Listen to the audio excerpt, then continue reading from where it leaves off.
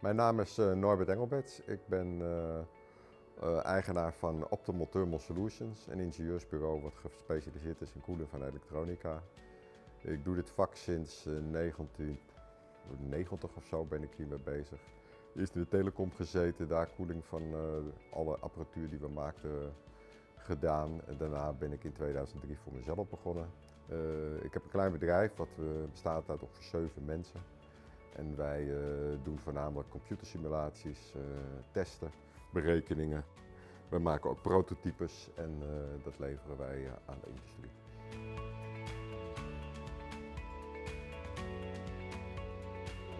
Ja, mijn vakgebied is thermal engineering. Wat doe ik dagelijks? Als je een elektronisch apparaat maakt, dan zitten daar componenten in. Die componenten die worden warm en wij zorgen ervoor dat die componenten niet te warm worden. Daar kunnen wij aan rekenen, daar kunnen wij computersimulatie aan doen, daar kunnen wij testen aan doen. En wij verzinnen dan oplossingen door middel van andere luchtstroming, waterkoeling, koellichamen om ervoor te zorgen dat de componenten binnen hun specificaties blijven. Zodat ze doen wat ze moeten doen, maar ook dat ze niet te heet worden waardoor ze kapot gaan of waardoor er eventueel brand kan ontstaan. Nou ja, de consequenties die zijn als je naar batterijgevoerde systemen kijkt. Bijvoorbeeld heb je dat, ik meen dat de Samsung mobiel zijn geweest, waar de accu spontaan in de fik ging. Het vervelende van die accubranden is dat ze niet stoppen. Ze stoppen pas als alle fuel, dus alle brandstof op is. Hetzelfde zie je bij elektrische auto's en voertuigen. Als die te heet worden, die batterijen, dan gaan die dingen in de brand en dat is ook niet te blussen. Dus er ontstaan echt hele gevaarlijke situaties als je dat niet goed regelt. En dat gebeurt tijdens het laden, maar dat kan ook gebeuren tijdens het rijden als je de koeling niet goed geregeld hebt.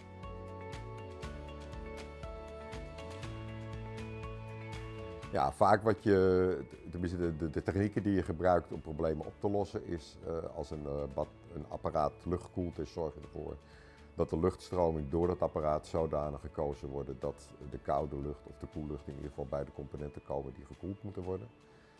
Op de componenten zelf kun je door middel van vergroten van oppervlak, toepassen van heatsinks, koellichamen, kun je de thermische performance verbeteren, waardoor de componenten lager in temperatuur worden.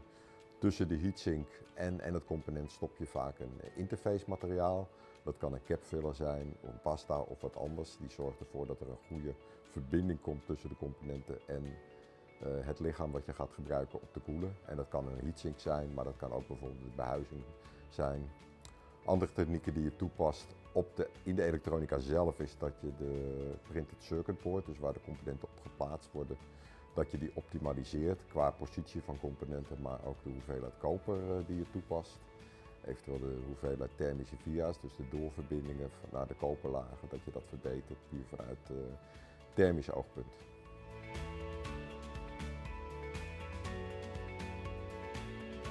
Nou, wat je vandaag de dag ziet is dat elektronica wordt steeds kleiner. Op zich neemt het energieverbruik van de elektronica wordt wel lager, omdat veel ook batterijgevoed is.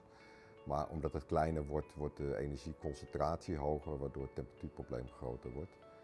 Wat je ook ziet is dat je steeds meer mobiele apparatuur hebt. En mobiele apparatuur zoals telefoons en Internet of Things zijn allemaal dingen die in velelei omgevingen staan. Met lage temperaturen, met hoge temperaturen, wisselende temperaturen. En ja, dat houdt in dat er thermisch goed naar gekeken moet gaan worden.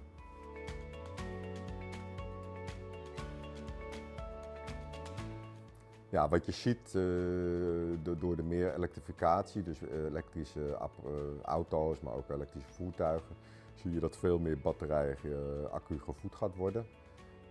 Andere iets wat je ziet is dat ook we sneller willen kunnen laden. Als je sneller gaat laden komt er meer energie vrij en dan zul je dus ook meer moeten gaan doen aan koeling. Want die batterijen mogen ook niet te heet worden, iets van 35, 40 graden maximaal. Dus daar moet je ook goed qua koeling naar kijken hoe je dat gaat doen. Maar ook alle conversie-elektronica die ertussen komt, van de batterij naar de motoren toe, daar raak je ook altijd energie kwijt. Daar wordt gedissipeerd en daar moet je ook voor zorgen dat dat binnen temperatuurspecificatie blijft. Dus in de hele energietransitie heb je te maken met energieconversies En bij energieconversie komt altijd energie vrij en dan zul je dus ook naar je koeling moeten gaan kijken.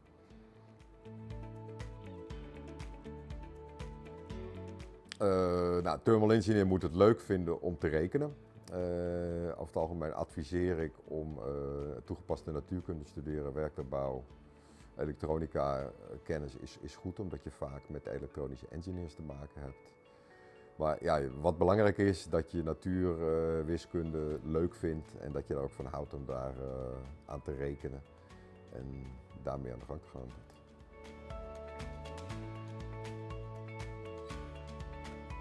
Nou collega's, geniet van jullie vakgebied. Het is een mooi vakgebied, het is heel divers. In de industrie heb je echt heel veel raakvlakken. Op heel veel gebieden heb je met thermisch te maken. En, ja, het is gewoon een mooie niche vakgebied waar je mee bezig bent. En ik heb er altijd, nou ja, ik geniet er elke dag van. Het is met passie en ik hoop dat het bij jullie ook zo is. Happy Thermal Engineers Day!